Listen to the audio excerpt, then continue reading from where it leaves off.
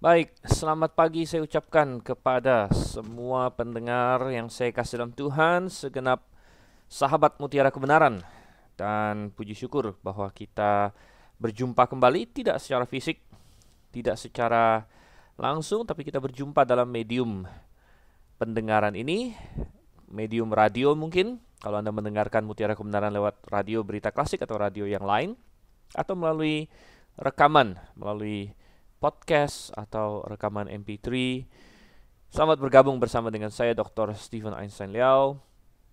Dan pada hari ini kita akan kembali melanjutkan pembahasan kita firman Tuhan. Dan bagi Anda yang mungkin baru bergabung dengan acara Mutiara Kebenaran, dalam acara Mutiara Kebenaran ini kita mempelajari firman Tuhan dan kita menikmatinya. Kita anggap itu suatu hal yang sangat berharga seperti mutiara. Dan kita mau melakukannya dengan teliti, dengan sistematis. Oleh karena itu kita bahas pasal per pasal mulai dari Kejadian, dan jika Tuhan mengizinkan kita akan mengakhiri sampai dengan Maleakhi. Tentu saya berharap sebelum kita selesai Maleakhi Tuhan sudah datang kembali, gitu ya. Namun kalau Tuhan belum datang kembali dan Tuhan memberikan kita semua kesempatan, memberikan kesehatan dan lain sebagainya, maka kita berencana untuk menyelesaikan sampai dengan Maleakhi. Tentu semua itu dengan kasih karunia dan kekuatan dari Tuhan. Kita mau masuk ke dalam Ulangan pasal 32 pada hari ini. Hampir selesai. Ini saya perkirakan adalah sesi kedua terakhir untuk kitab Ulangan. Dan saudara yang kasih dalam Tuhan, mari kita buka Alkitab kita bersama.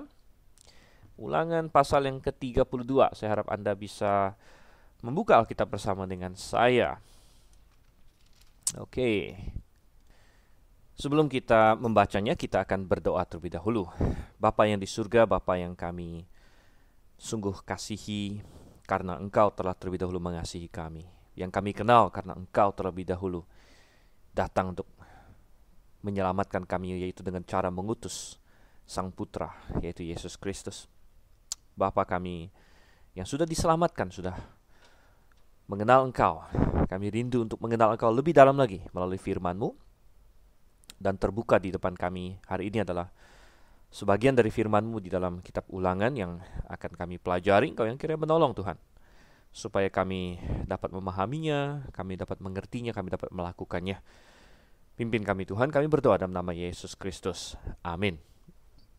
Oke, Ulangan pasal yang ke-32. Judulnya adalah Nyanyian Musa, dan total ada cukup panjang nih, 52 ayat.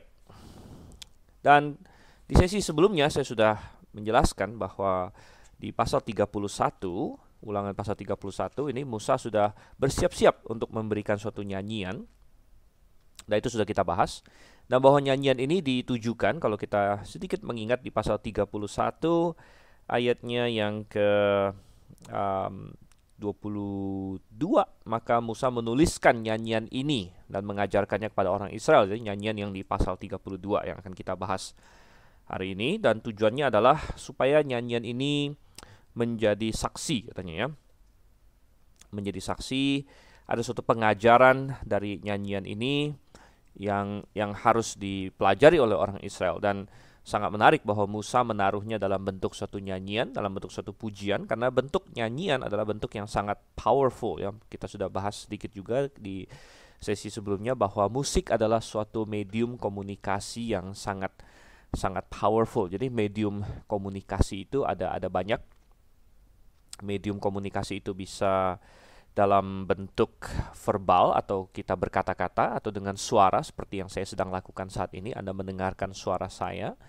Medium komunikasi bisa dalam bentuk tulisan melalui buku, majalah dan lain sebagainya, kita sering melihatnya. Medium komunikasi bisa berupa painting ya, atau kita bilang apa, lukisan, gambar-gambar dan sebagainya, itu juga suatu medium komunikasi. Dan kemudian musik. Nah, musik juga suatu medium komunikasi. Medium komunikasi yang sangat-sangat powerful, begitu, sangat punya kekuatan yang sangat luar biasa sekali. Karena menggabungkan elemen musikal dengan elemen verbal, begitu. Jadi ada musiknya, kemudian ada kata-katanya, gitu ya.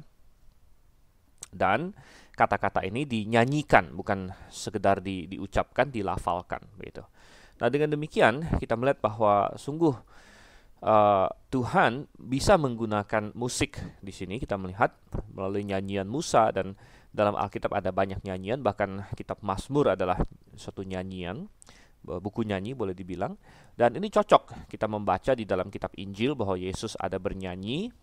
Pada malam sebelum dia diserahkan, mereka berjalan, Yesus bernyanyi, pergi ke Taman Getsemani. Kemudian ada suatu perintah juga di dalam Efesus pasal 5. Efesus pasal 5 ayatnya yang ke 18 dan 19. Hendaklah, atau saya mulai dari ayat 18 saja deh. Dan janganlah kamu mabuk oleh anggur, karena anggur menimbulkan hawa nafsu, tetapi hendaklah kamu penuh dengan roh. Dan berkata-katalah seorang kepada yang lain dalam mazmur, kidung, puji-pujian, dan nyanyian rohani.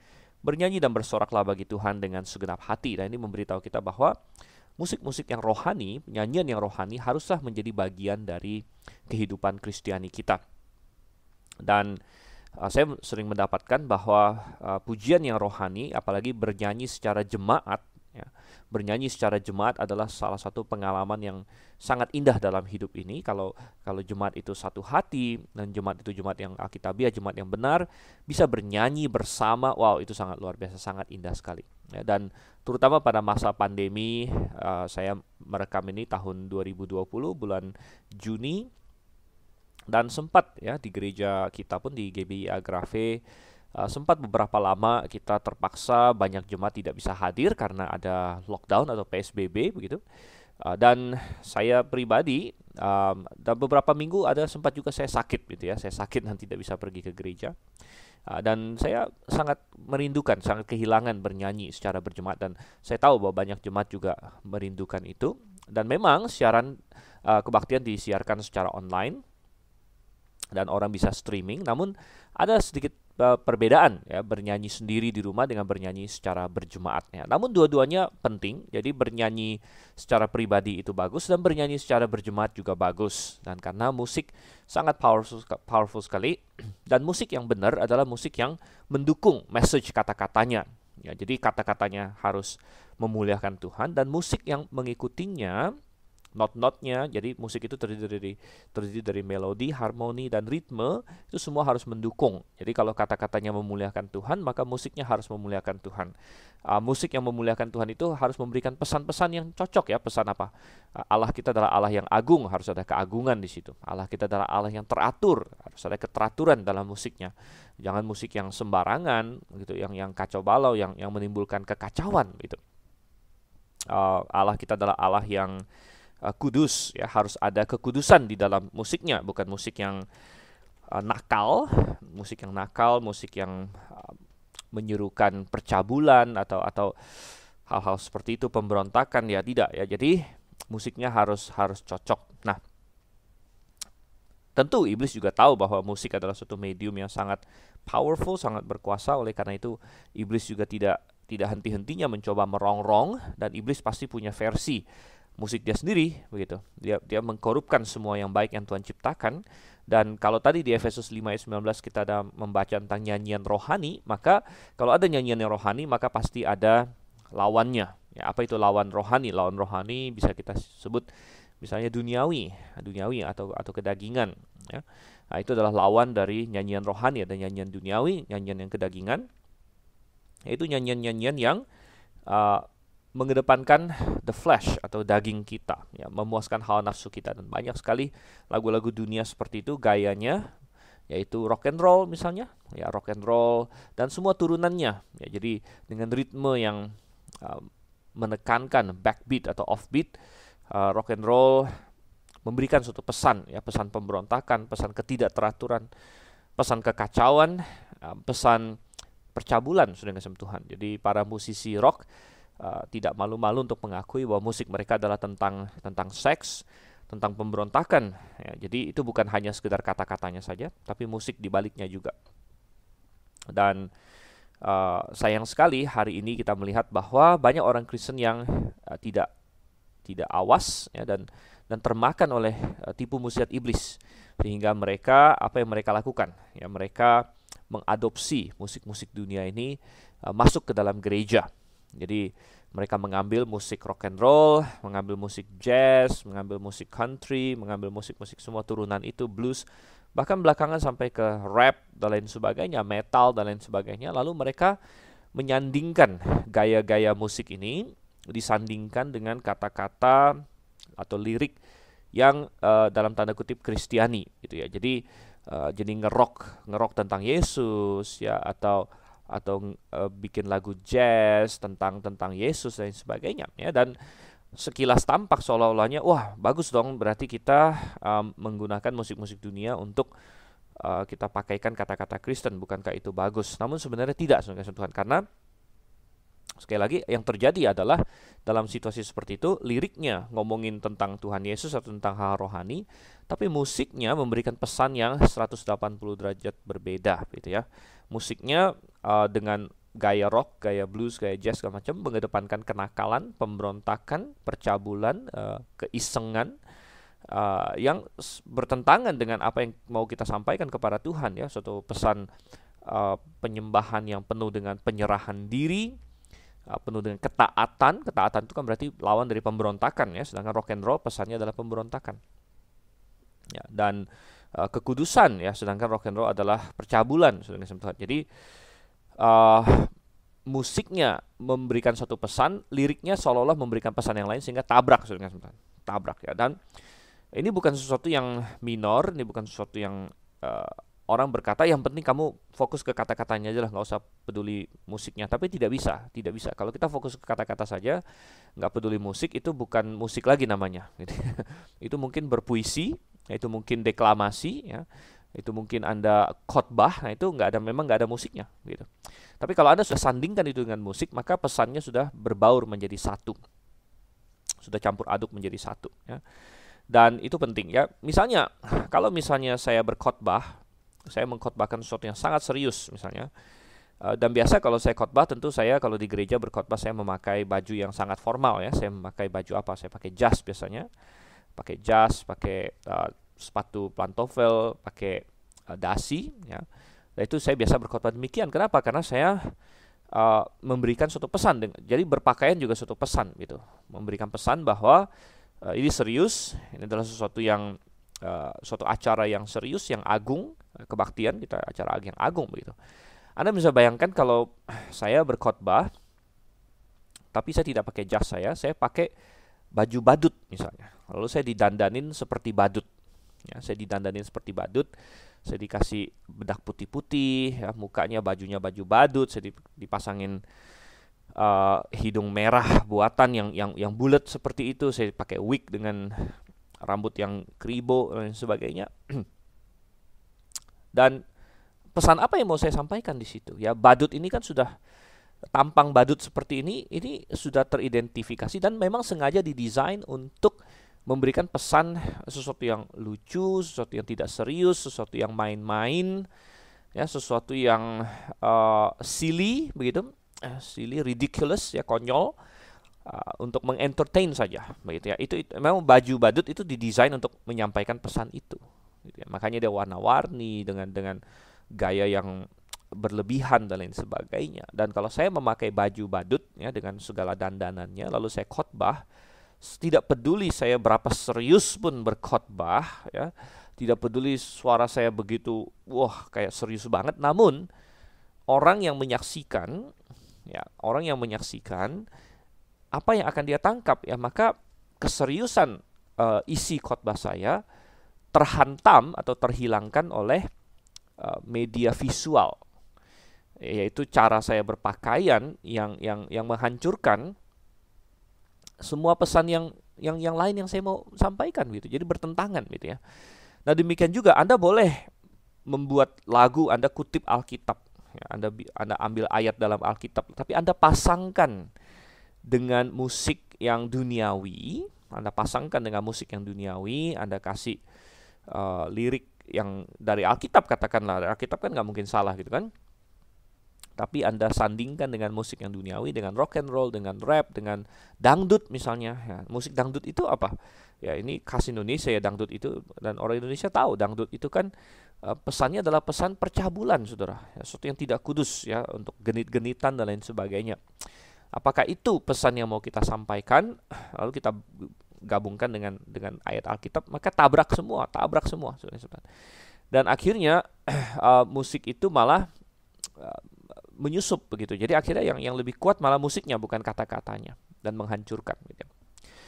Ya, jadi itu sedikit prolog mengenai musik ya, dan musik bisa dipakai dengan luar biasa seperti di pasal 32 ada nyanyian Musa, dan kebetulan memang nyanyian Musa kita dapatkan di sini tidak ada musiknya gitu. Jadi kita sudah tidak tahu cara lagunya dilantunkan pada waktu itu, namun kata-katanya ada pada kitab gitu ya. Jadi kita tidak tahu musiknya lagi. Yang jelas ini tidak mungkin mereka memakai gaya musik yang pemberontakan ya, karena perikop ini sangat menentang pemberontakan. Tidak mungkin juga memakai gaya yang mengedepankan percabulan, ya tidak mungkin gitu ya. Dan jadi tidak mungkin seperti gaya rock and roll gitu. Namun kalau nanti kita akan baca, ternyata ini adalah lagu rock juga benar ya, tapi bukan rock and roll ya, tapi lagu rock maksudnya Yesus atau Tuhan sebagai batu karang. Jadi bukan rock and roll. Mari kita beralih dari rock and roll, tapi mari kita berpaut pada musik yang memuliakan Tuhan sebagai batu karang kita. Jadi not rock and roll, but the rock of our salvation, the rock of God, itu yang tentunya berbeda ya. Oke, dan coba kita langsung masuk sekarang. Kita akan baca ayat-ayatnya. Pasanglah telingamu, hai langit, aku mau berbicara, dan baiklah bumi mendengarkan ucapan mulutku. Wow, jadi langsung dimulai Musa berseru kepada langit dan bumi ya. Ini sudah dia katakan di ayat yang ke-28 dari pasal 32. Jadi 31. Yaitu pasal sebelumnya, aku akan mengatakan hal yang berikut kepada mereka dan memanggil langit dan bumi menjadi saksi bagi mereka. Itu kata Musa. Jadi langit dan bumi dijadikan saksi, dan ini adalah pas sebelum mereka masuk ke dalam tanah Kanaan. Ini mengingatkan saya akan satu perikop lain yang cukup terkenal, yaitu Yesaya pasal 1. Dan ketika Yesaya memulai nubuatannya, atau di pasal 1 di sini, Yesaya pasal 1, dia juga mirip ya, di Yesaya 1 ayat 2, dengarlah hai langit dan perhatikanlah hai bumi. Sebab Tuhan berfirman, aku membesarkan anak-anak dan mengasuhnya, tapi mereka memberontak terhadap aku. Jadi Yesaya juga istilahnya appeal atau berseru kepada langit dan bumi untuk menjadi saksi, untuk menuduhkan atau menuduh orang Israel karena mereka telah menyimpang, dan Musa melakukan hal yang sama. Jadi sangat menarik. Rupanya, dan Musa, kitab Ulangan kita tahu ditulis ini kan pas sebelum mereka mau masuk ke tanah Kanaan. Mereka berdiri di sebelah timur sungai Yordan, mereka akan menyeberang sungai Yordan itu, mereka mau masuk, dan Musa menyampaikan ini, gitu kan, langit dan bumi menjadi saksi. Dan Yesaya ditulis kapan, saudara? Yesaya ditulis kira-kira sudah 700 tahun setelah Musa, dan Tuhan sedang bersiap-siap di situ dalam waktu sekitar 200 tahun atau 150 lah, nggak usah jauh-jauh. Dalam waktu sekitar 150 tahun ke depan atau 100 tahun ke depan, Tuhan akan mengusir mereka dari tanah itu dalam pembuangan. Jadi sebelum mereka masuk ke tanah Kanaan, nyanyian Musa di sini, langit dan bumi menjadi saksi. Dan pada saat Tuhan bersiap untuk mengusir mereka, untuk menghukum mereka, untuk membuang mereka dari tanah itu, juga di kitab Yesaya langit dan bumi dipanggil menjadi saksi. Ya, jadi hal yang menarik. Ayat 2 kita lanjutkan di Ulangan 32 ayat 2. Mudah-mudahan pengajaranku menitik laksana hujan, perkataanku menetes laksana embun, laksana hujan renai ke atas tunas muda, dan laksana dirus hujan ke atas tumbuh-tumbuhan. Jadi Musa di sini berharap bahwa pengajarannya yang adalah firman Tuhan itu laksana hujan yang menetes, gitu ya, menetes ke atas tunas muda, artinya membawa pertumbuhan. Jadi firman Tuhan membawa pertumbuhan bagaikan air, baik itu embun, baik itu hujan, yang sangat diperlukan oleh tumbuh-tumbuhan supaya mereka bisa hijau dengan bagus, supaya mereka bisa bertumbuh dengan baik dan bisa menghasilkan buah. Jadi firman Tuhan itu sangat penting ya, tetapi tergantung kita terima atau tidak gitu. Dan kalau kita terima dengan iman, maka itu akan menghasilkan buah. Jadi itu akan bagaikan air yang begitu indah bagi kita gitu. Air yang begitu penting. Nah, Jadi tergantung ya. Jadi kita kan acara kita mutiara kebenaran ya. Jadi berarti kita menganggap firman Tuhan sangat penting ya, sangat penting bagaikan mutiara atau seperti air yang begitu penting bagi tumbuhan. Tapi kalau ada orang yang mengabaikan firman Tuhan, ya maka firman Tuhan tidak akan bermanfaat banyak untuk dia. Ya, selain menjadi saksi melawan dia bahkan gitu. Oke, ayat 3, sebab nama Tuhan akan kuserukan, berilah hormat kepada Allah kita. Nama Tuhan, nah, kalau Anda perhatikan di Alkitab Indonesia Anda, kata Tuhan di sini huruf besar semua, dan kita sudah sering singgung bahwa Tuhan yang huruf besar semua ataupun Allah yang huruf besar semua di dalam Alkitab Indonesia itu berarti di bahasa aslinya adalah Jehovah. Dan Jehovah adalah nama Tuhan, nama yang Dia singkapkan kepada kita, terutama dipakai di Perjanjian Lama. Kenapa saya katakan terutama dipakai di Perjanjian Lama? Karena di Perjanjian Baru, Jehovah telah datang dalam bentuk manusia, telah menjadi daging, maksudnya telah datang sebagai manusia. Dan Jehovah itu menyingkapkan nama Dia yang lain lagi, yaitu Yesus. Bahkan Yesus itu sebenarnya, sudah kita bahas, Yesus itu bahasa Yunani, bahasa Ibraninya adalah Yosua, begitu. Yosua, dan Yosua itu Yehoshua sebenarnya. Yehoshua itu artinya Jehovah menyelamatkan. Jadi Yesus itu adalah Yehovah yang menunjukkan dirinya sebagai penyelamat sebenarnya. Nah, oleh karena itu di dalam teks Perjanjian Baru yang dalam bahasa Yunani tidak lagi memakai nama Jehovah, karena Jehovah sudah menyatakan diri sebagai Yesus. Dan Jehovah dengan Yesus itu sama, artinya Yesus adalah Yehovah, ya, salah satu pribadi Jehovah, karena Jehovah bisa dipakai sebagai nama Tritunggal. Ya, jadi Allah Bapa bisa disebut Jehovah, Allah Putra yaitu Yesus Kristus bisa disebut Yehovah, dan Roh Kudus bisa disebut sebagai Jehovah juga. Berilah hormat kepada Allah kita. Jadi di zaman sekarang ini manusia yang sudah dikuasai iblis dan yang jauh dari Tuhan, banyak yang sangat-sangat tidak hormat sama Tuhan ya. Bahkan hukum ketiga mestinya apa? Kita harus menghormati nama